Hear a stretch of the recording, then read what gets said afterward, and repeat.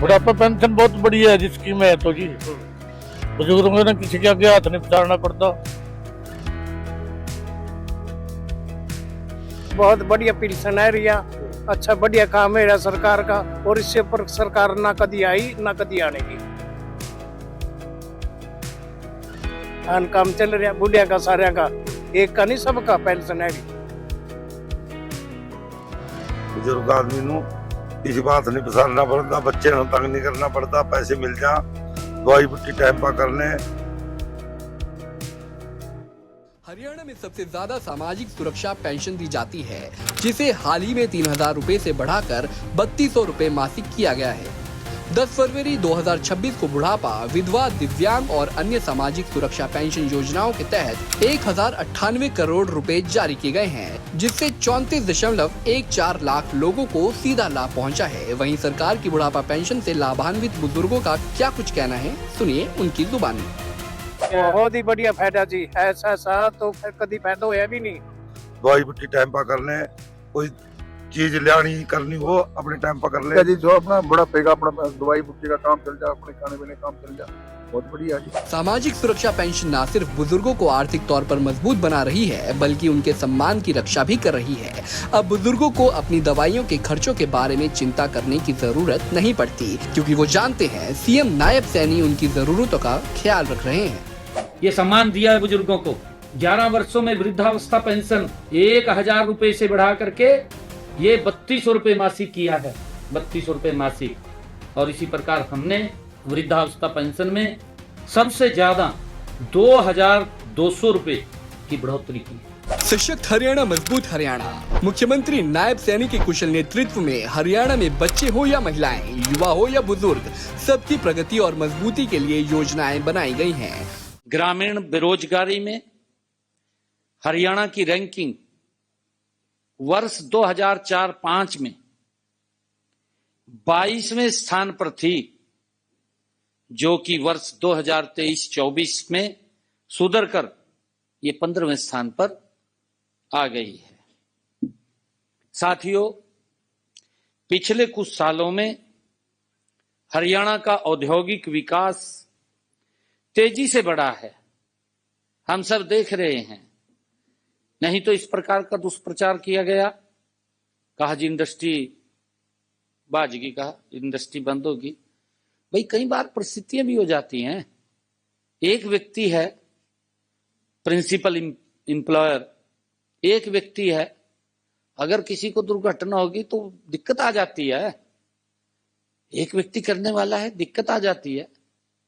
अरे इस प्रकार की बातें कर रहे हैं, कहा जी इंडस्ट्री तो कहा बंद हो गया, दुष्प्रचार किया गया, लोगों के अंदर भ्रम की स्थिति पैदा की गई, लोगों को भयानक सपने दिखाने का काम आजकल विपक्ष कर रहा।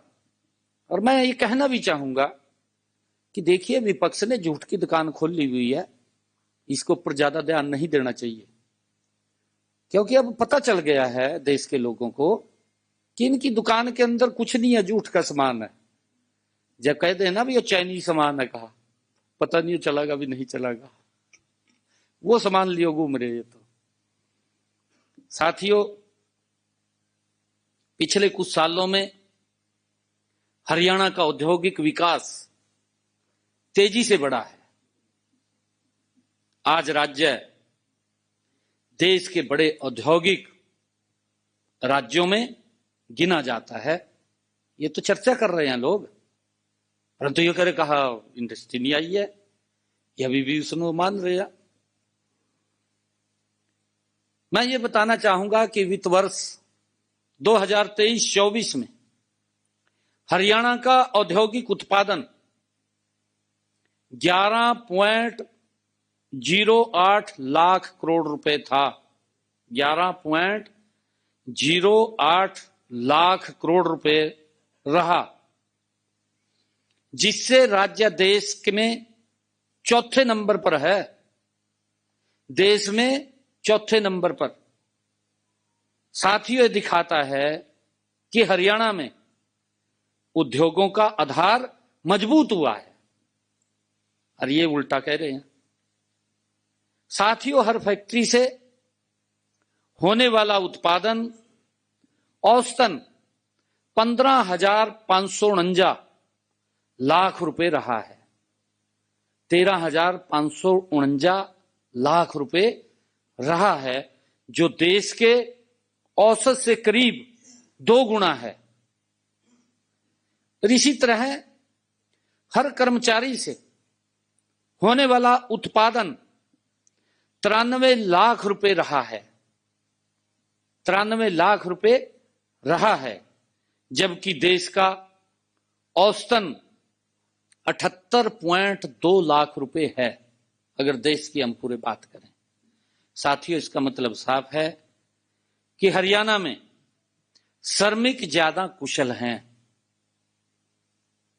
और बेहतर तरीके से काम भी कर रहे हैं। साथियों, जो पैसा उद्योगों में लगाया जा रहा है, उससे ज्यादा आर्थिक फायदा निकल रहा है, ज्यादा फायदा हो रहा है।